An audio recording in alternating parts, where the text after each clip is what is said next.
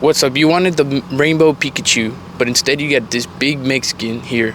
Today we are at our first card show. We're gonna go, and I'm actually kind of nervous. All right, so that intro that y'all saw was actually for a card show that I went to, that I did do. That was my first card show. But guess what happened? I was shy, and I haven't been in front of a camera in public in a long time. So obviously, the confidence was not there, and honestly, it got the better of me. So I just did not record anything.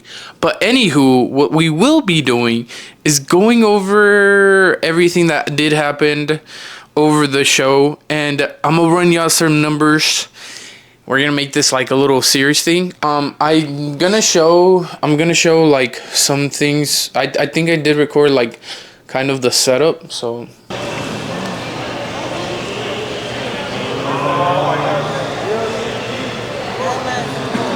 okay, now that you have the setup view.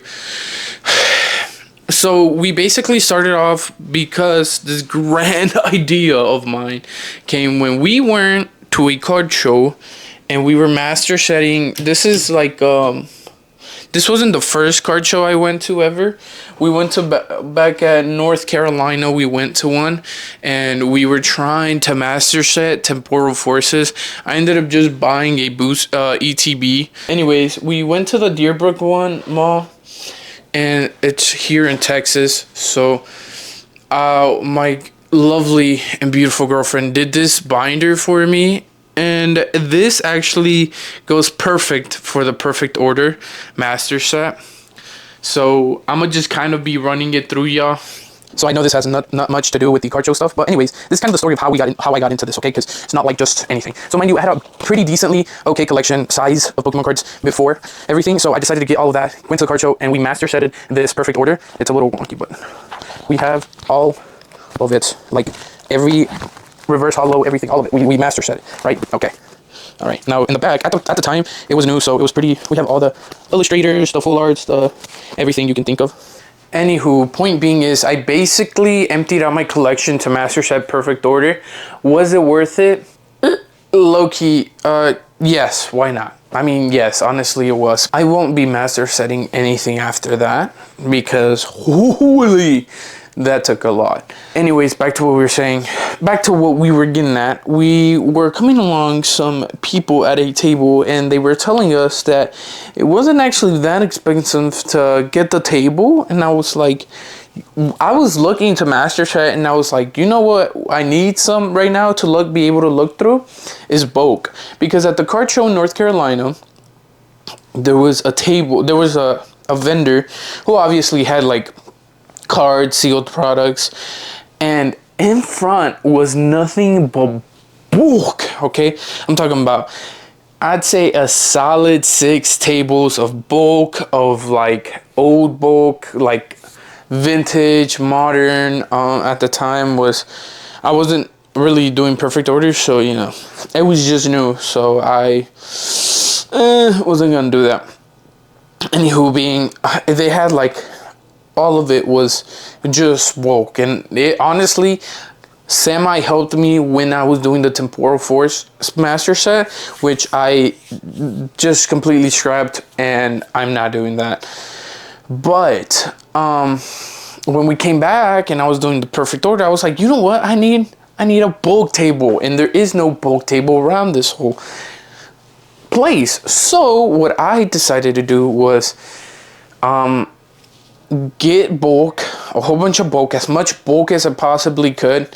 Probably still can, but I got enough bulk. Yeah, it was about like 2,000 cards for almost, yeah, it was like 4,000 cards worth of bulk that I already had, plus bulk from that I went on Facebook Marketplace and, you know, just found more bulk. On top of that, I had an EX binder, as y'all saw. We had an EX binder. So I was like, you know what, I'm gonna put a table, I'm gonna put bulk. It should do, because I mean, there was people that were trying to master set stuff, but I mean, obviously there wasn't a lot of bulk. And at the little like stands, there was like people that had like a little ETB just full of bulk, and there was people actually looking through it. So I was like, you know what, Sure, why not? But on top of that, it is a card show. People are there to buy more luxurious cards. So Pitch Black came out. I bought some of that sealed product. I was able to get my hands on some Ascended Heroes and the Rising Chaos stuff. So I opened all the sealed product. For the most part, I had all of my sealed product I opened, which was, you know, semi. It was pretty good. I got some pretty good hits. I grabbed all the cards that I had. So I did a binder that was like anything that was valued $5 and lower than that, I put it in there. Mind you, I got some of the stuff from the Japan trip and stuff that I needed to get rid of. So I put it in the bulk stuff. I put it in the binders. Anything that was, you know, worth like $2, $1 or so, I put it in that 5 and below binder. And then we had a EX binder. We had and then at the time I didn't have a case, you know, those nice big cases that people have. So I mean, y'all saw the setup. We just placed them right there. I had anything that was above $10 on that display. So we're gonna run some numbers real quick on the truth about how it really just went. Honestly, for that show, the show that I did, it wasn't busy. When I went over there for the first time, that first card show, super packed, super busy. But we did have to take in consideration that recently kids just went back to school. People did a whole bunch of back to school shopping, and that was the weekend of all that stuff. So, you know, obviously, you know, people weren't going to these card shows, and not a lot of people knew about that card show at the time. A lot of vendors that, you know, they've been doing it for a while, they said it was kind of slow. It wasn't too bad, but, you know, it could have been busier. But anyways, we're going back in September anyways, because it was a cheap table. I got the table for $100. Everything that I have invested in this, of like the amount of money I've spent on cards, on the tables for the two shows. On the first table that was at the mall, for that first show, I did $100. We have another show in September, which was $193. It was like 170 with taxes. No, 170 and then plus taxes ended up being like 193-ish. So that's for a show in September.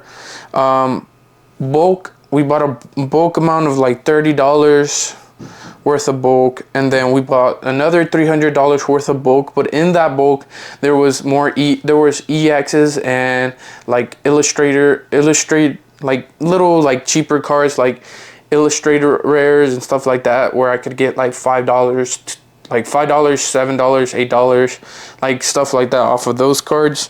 So that was kind of the bulk that I mixed in there. And then for the actual like sealed product, I wasted $76 on cards, $73, 26. Then I bought $26 worth of cards, and then $160 worth of sealed. This is like all sealed products. When I say cards, it's like sealed product stuff.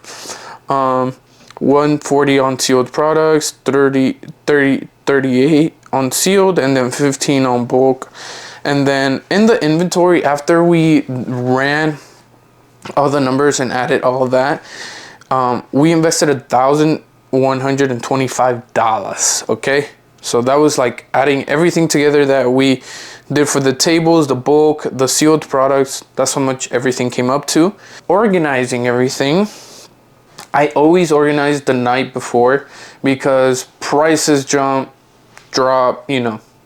You kind of just don't want to, you know, price everything a week, and then turns out that $20 card is now like $100 and you didn't notice, and you know. So some people actually just don't price them at all, don't price anything, and they just do it as they come up to the table. I mean, you could do that, but if you want the flow, you know, of the stand to go faster, you know, you kind of don't want to, you kind of, you know, want to price everything in advance. Then after we organized all of our inventory in the binder that was $5 or less, there was about $239 worth of inventory in there. We had a box that was just for like dollar cards that we ended up putting in the binder later on, but we had put that in a box because it was like Chinese stuff from the I think it was from Gem 3 of the Gengar one. But yeah, or it was just like also certain bulk cards that were like worth $1 or so.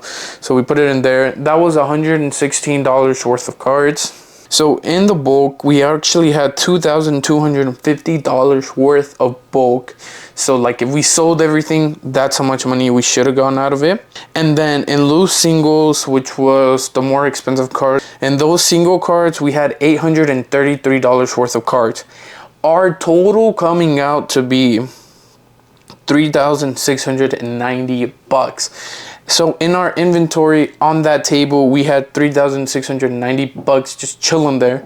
After we did our 2 shows, the 2 shows we did, we ended up, because it was slower, we only ended up making $333,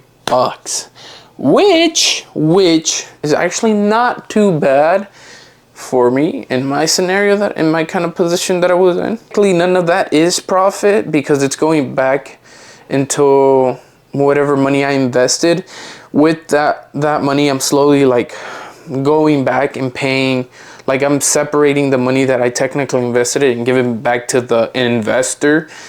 My credit card.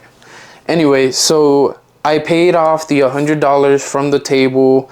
So that scratched off. So like my goal is to erase the 1,125 off of the giving the investor back his money.